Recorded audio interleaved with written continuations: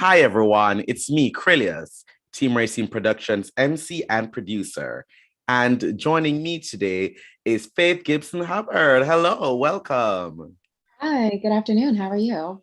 I am doing great. It is awesome to have you here. Thank you so much for being here. Thank you so much for inviting me. Awesome, awesome. So I want to start this out with just having you introduce yourself to our audience and, tell them what you're running for. Absolutely. So my name's Faith Gibson Hubbard, and I am running to be the next Ward 5 council member. And I'm just really excited to be able to have this opportunity to do so because as a daughter, a sister, a wife, a mom, and a professional, it's not often that you get this opportunity to be able to run to represent your community. And I'm doing so because I believe in the power of our community. It was 41 years ago that I was born to a young single mother who named me Faith because she knew that we would need faith and community in order to make it through. And it's because of her sacrifice that I have the opportunity again to be running for this role. I think it was about 12 years ago when my husband and I moved to Ward 5, and we moved to Ward 5 in order to start our family. We wanted to be in a community where we could see reflections of ourselves, where we could feel a sense of belonging, and where we could also be in a place where we could live, grow, and thrive with our neighbors. And we found all of that in Ward 5 and made Ward 5 our forever home. And while I've had the opportunity to work in a variety of different roles, both in the classroom as a middle school teacher, I started my career and then into government service, and also in various different advocacy roles.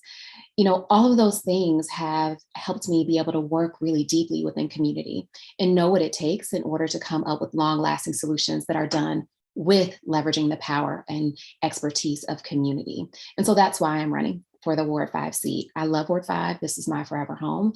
And I just believe that this is a great opportunity for us to do something different, for us to really be able to not just lead from one person, but lead collectively.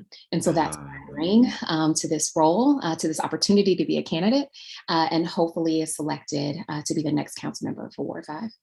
Awesome, amazing. So tell me, what do you think Ward 5 needs? What have you been hearing that Ward 5 needs? What are those top things that you'd like to tackle if elected to this position?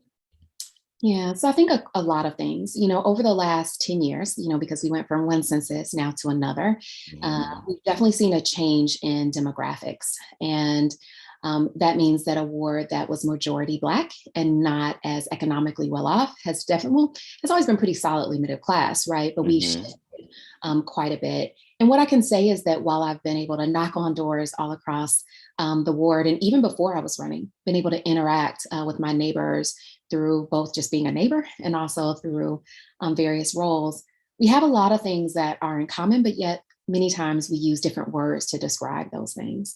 So I know that our community wants to be safe, right? Safe both from gun violence and community violence, but also safe walking on our streets, biking on our Mhm. streets, driving down our streets. And those are many of the things that I've been hearing, safety. I've also heard about the importance to make sure that we are living in a community where there's a shared sense of prosperity.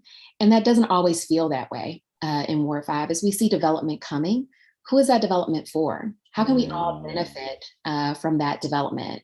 And I think all of our neighbors want us to do that. I've definitely heard people want people to be able to age in place, to not be displaced. I've heard that from all of our neighbors. So, how can we leverage resources, both funds and programmatic resources, in order to make sure that we can have a shared sense of prosperity together? Education is something that I've heard quite a lot about from my neighbors as well. Not just education for our youngest, but also thinking about education across the entire spectrum, right? So from the Yeah. time of birth all the way until we're seasoned citizens and residents here in the district, how can we connect that?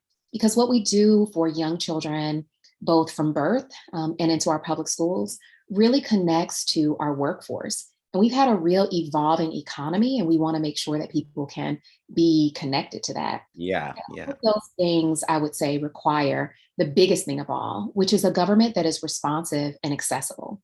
And we have a very robust government. We have a very large government budget. But I would venture to say that many of our neighbors don't feel the manifestation and impact of that $17.5 billion budget. And so when you're paying taxes, when you are doing your part as a neighbor, whether you're renting, whether you're owning, you're looking for government to be responsive in ways that mean something to you. And I've Yeah. heard many of our neighbors not necessarily say that specifically, but that's really what they mean, right? Not only is it about getting your trash picked up, but when we're dealing with certain issues in the community, where is that level of responsiveness and partnership? So those are the things that I've been hearing the most. Oh, wow, wow, wow. So with all these things that you've been hearing and having to implement them if you do get this position, why are you the best choice for voters? You know, what separates you from everyone else, anyone else you might be running against or the incumbent, or what separates you and what makes you the best choice for voters? So, first, I would say my professional experiences make me a really great choice. I started my career as a middle school teacher and left the classroom because I was frustrated. I was like, what is this policy doing in my class that doesn't really impact my students or their families well? And I was on a quest at that time to figure out, how can I really be impactful? And the problem in the beginning was that I said I had to move to a Mm, we. yeah. How can we be successful together? And when I moved to the we, that changed completely how I did my work, both in the classroom and then also when I left the classroom. So my experiences both in the classroom, in the nonprofit sector, in city government, I think definitely gives me a variety of experience that's different than the other gentlemen that are in this race with me. The other thing that makes me different is that I am a mom. And I am living through many of the experiences of so many of my other neighbors. And, not to, make offend anyone, but moms just think about things differently. Women think about things differently. I am also the only woman in the race. And, I just did a post yesterday on Twitter just saying being a mom and also my experiences as a woman do define me. And they also show me um, how I want to continue to be connected to my community in a different way. Things that I Mm, want for my children are the things that I want for all of my neighbors, whether they have children or not. We yeah. should be able to live satisfying lives where we feel joy, belonging, love, beauty, a sense of community, and safe. And those are all the things that I really want for our community. And so I think both my professional experiences and then my lived experiences as a homeowner, a mom of two children in DCPS, navigating systems along with many of my other neighbors, I think allows me to bring something different to this space. And again, just back to my professional experiences, I mean, I've been able to work both in education, but also Mm-hmm. in maternal health and early learning and development, Mm, also in community affairs. And you see so much of what we need to do differently in partnership together in those roles in order to make sure that we together can build a much stronger Ward 5. And so I think those experiences, both professional and lived experiences, allow me to bring something different to the table. awesome, awesome, awesome. So for if there are any potential voters watching right now, when does voting actually begin? So it can seem far, far away, but in June Mhm. is when voting will start. It's far away for everybody else, but not for me. Mhm. Exactly. The primary day is actually June 21st, but we always have Mhm. early voting where people can do early voting. And it's not clear yet if we'll still have some of the same voting opportunities available that we had in the last election cycle. So Mhm. voting by mail, which I know was always an option, but some of those things will probably become clearer as we get towards the primary. But June 21st is the primary date. Mhm. But there will be plenty of opportunities before that also to be able to vote. Not to mention that I will probably be knocking on many of our neighbors' doors before that, because I have a real commitment to try to knock on every single door in Ward 5 before that time, just because it's important to do so, to be in community. Yeah, certainly.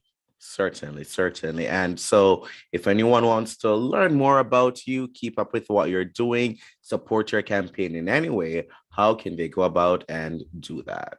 Well, thank you for asking me that because I was hoping to be able to share that. So my campaign website is faith for Ward 5 dc.org. And they can also follow along on all social media outlets at Faith for Ward 5 DC, both on Twitter, on Instagram, and Facebook. And when people reach out, I always respond. I have a really great volunteer campaign team, but they know that I like to respond myself. So if you reach out, I will absolutely reach back out to you because I really want those one-on-one interactions and that opportunity to connect. And I'm excited to see you showing this picture of me and my mommy. Started with the two of us. So that's really special. But Faith for Ward 5 DC.org is the website, and also the way that you can find me on social. Yes, awesome. And so I want to let our viewers know that the link to the website will be in the description below. And if you want to make sure that you are vote ready, text Team Racine to 40649. Once again, that's Team Racine to 40649. And of course, that is through headcount.org. You can check your status and register to vote before June comes around, so Absolutely. that you are all ready. Isn't that so? Thank you so much, Faith, for joining me today. It has been such a pleasure, and I wish you the most success on your campaign. Thank you so much, and have a great day. Thank you. You have a great day too. And to our viewers, thank you for watching. Bye, everyone.